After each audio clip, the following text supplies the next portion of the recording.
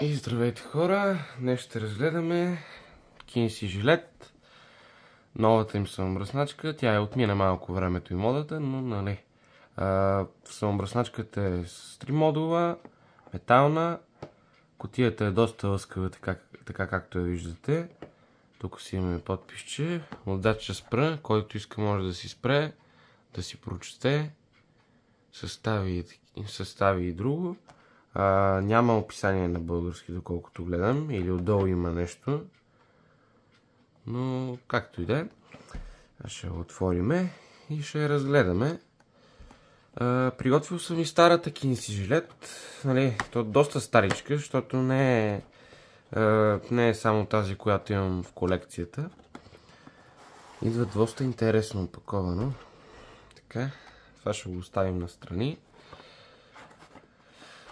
Отваря се от тук, добре. Доста красиво изпълнение, бих казал. Притеснявам се дали няма да се хлъзга при самото бръснене. Но това ще го види, нали, след време. Отваряме я. Ето я.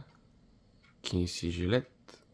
Доста е тежка като дръжка. Не е лоша. От 3 модела, както казах. Тук си имаме хартийка, която ще махнем. Предпазна или нещо друго. Ето е, който иска също мога да си спре. Си прочете. Веднага я нацапах смазните си пръсти, няма нищо. Това как изглежда от отворен вариант. Не е лошо самобръсначката. Лично я търсих от много време, но имам една забележка към самия модел на самобръсначката. Твърде много е надценена. Значи, това нещо го гледах в DM, нали, не правя реклама, но гледах го в DM и там беше около 40 лева, само бръсначката с 5 или 6 ножчета идваше. Нали, не в такъв комплект.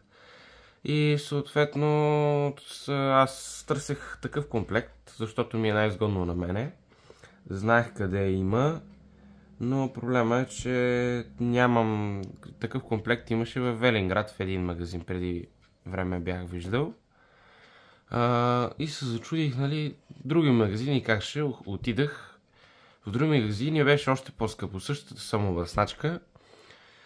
Пак с 6 ножчета. В други магазини я намерих по 50 лева, а не по 40. Което мен доста ме шашна, при положение, че просто си ходех и реших да влезна в една парфюмерия. Да видя, нали, там дали ще намеря точно този подаръчен комплект.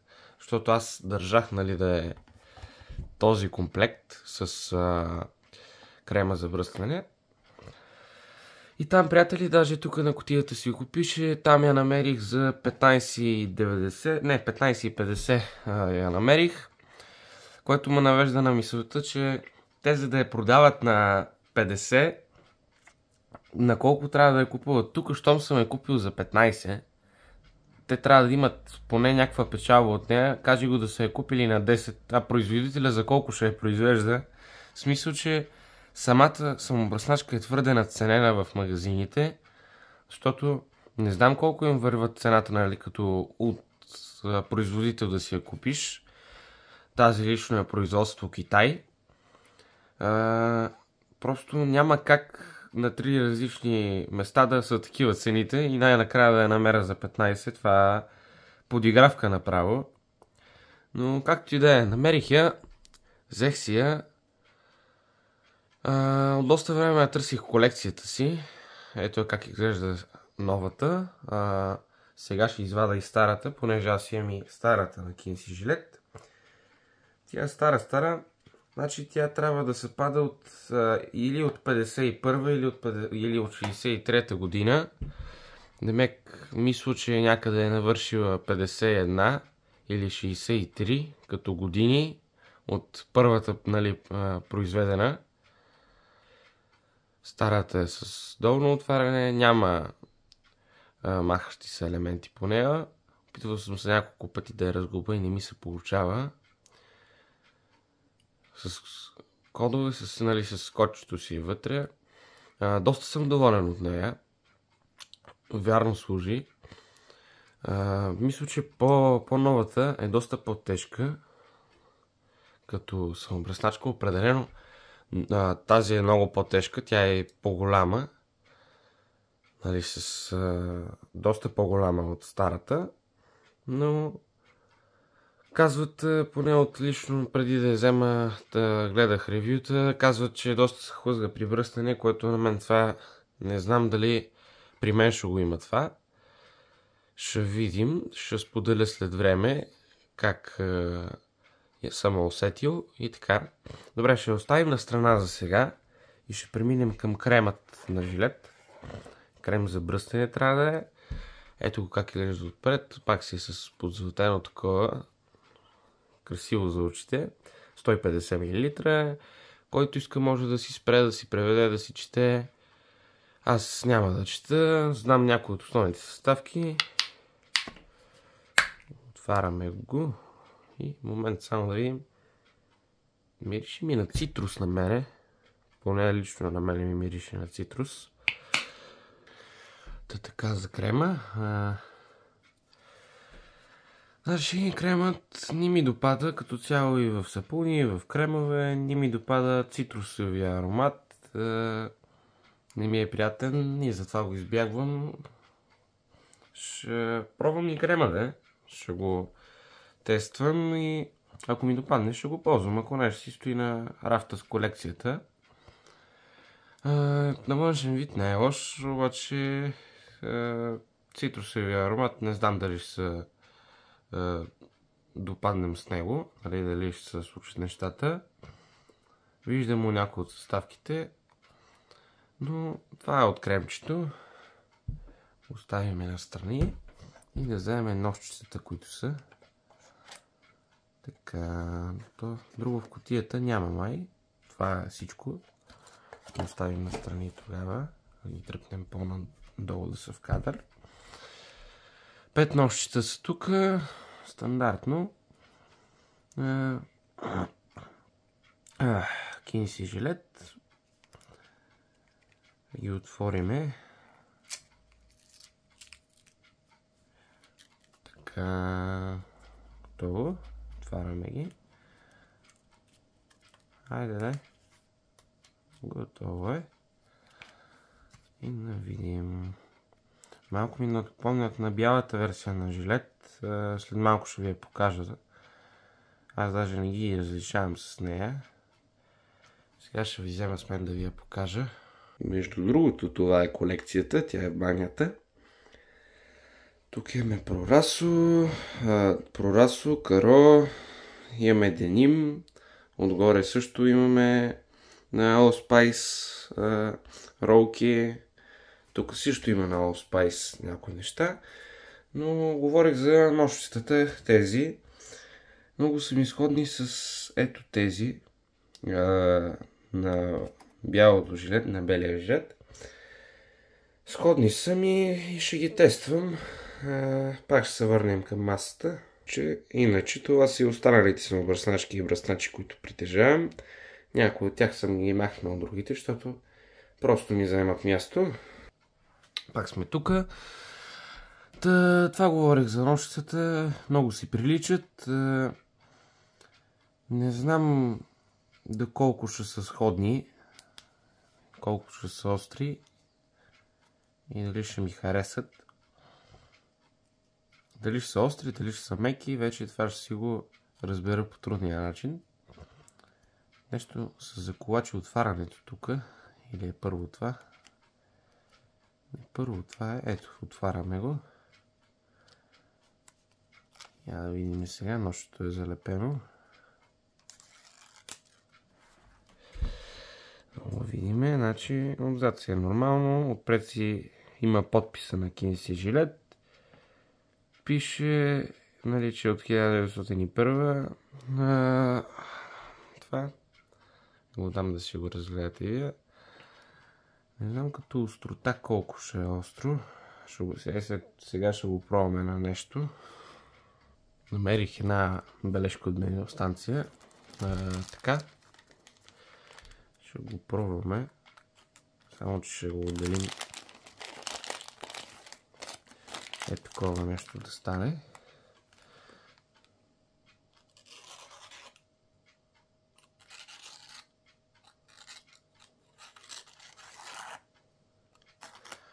Със сигурност са доста остри ножчетата.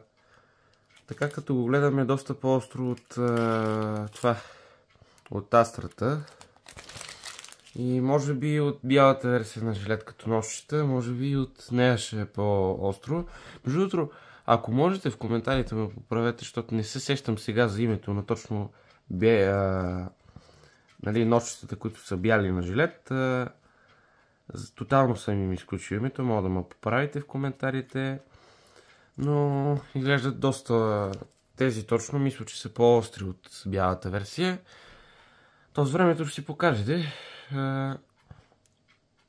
Ще ги пробвам и пак ще дам мнение в друг клип.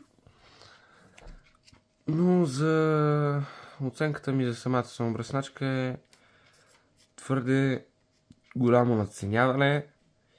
Ако може да я намерите като мен някъде по-евтино да не е точно толкова скъпо, е доста добра инвестиция, като за първоначални навлизащи в хобито на класическото бръснене хора, е доста добре да направите такъв тип инвестиция. Ако намерите, пак казвам, някъде по-евтино, може да я вземете. Наистина е доста добра за първоначалното навлизане в тази сфера. Отделно, което просто това е, което мога да кажа като плюсове. Като плюсове на самата самобръсначка, ще изредим, мисля да кажа няколко плюса и няколко минуса. Сега тая хартийка се забатачи хубаво, тук, оправи се. Плюсовете е, че има навсякъде. Мисля, че и в DM, и в там лесно може да се намери. Тежка, усеща се добре самата самобръсначка. Хромиране от всякъде. Не знам дали ще се олущи след време. Казват някои хора, че се лущи, други казват, че не се.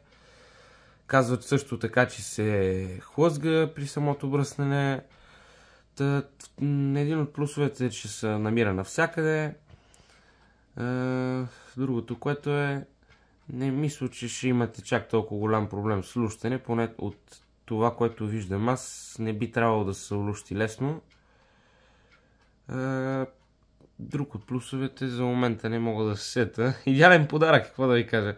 Мисля, че до тук и свършват плюсовете и почват минусите. Минусите е това, че е много надценена в магазините. Твърде скъпа е. Аз съм намерил на много по-добра цена, отколкото се предлага по по-големите вериги магазини. И доста скъпа ми се виждаше първоначално. Друг от минусите, не знам колко точно може да се бръснеш и до момента, в който ще почне да тлачи, защото тук пространството не е чак толкова голямо, отколкото тук, като ги сравниш, тук е по-маничко и може би по-често ще трябва да се чисти. Казват също, като към минусите ще добавя, че сигурно ще се хлъзга. Не знам за сега, не мога да ви кажа, не съм я пробвал. Ще пробвам и ще разбера. Мисля, че това са плюсовете и минусите на точно тази самобръсначка. Това си е новия модел, това си е стария, до момента който ползвах. Изключително съм доволен. Стария модел има някои проблеми, не е точно смазан толкова добре, не се отваря винаги. Опитах се, даже може и тук, ако може да ме поправите, да ми дадете акъл, как точно се отваря тази самобръсначка, защото имам подобен модел, в който това се развива до края навътре и се отваря главата, но тук просто спира, има стопер, не става така нещата, усещам, че не е така. А тази историята е много забавна. Аз ходих из пазара, из Битака в Пазарджик и се спогледах, защото търсех да си взема един стар iPhone 4 и търсех и попаднах на нея и се здобих с нея само за 6 кинта, което е страхотно, бих казал. Естествено съм изчистил цялата със спирт, отгоре до долу. И я ползвам, доволен съм. Намерих и също така кутийка съм я намерил, в която я прибирам. Да не стои така да зее, защото съм сигурен, че ако оставаш разгяса от влагата в банята, както и някои други неща. Главата е сходна с дървената самобръсначка в банята, която видяхте. Името тотално съм го изпуснал, преди го знаех, сега не е. Не е лошо като самобръсначка, като визия е много красива, като усещане си е тежка.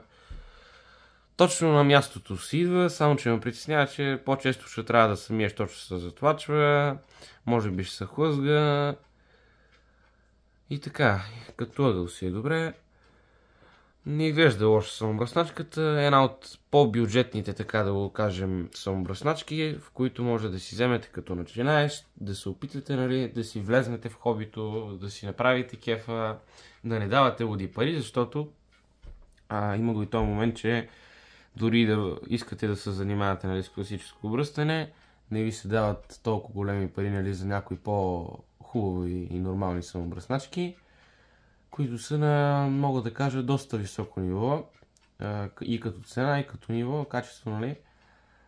Харесал съм си аз лично една, но чакам да я видя някъде на малко по-голямо намаление, за да я взема, защото пак влизате ли в някакво хоби, трябва да си, нали, първоначално трябва да видите дали да ви хареса, а не веднага да си купите нещо хиперскъпо, нали, някаква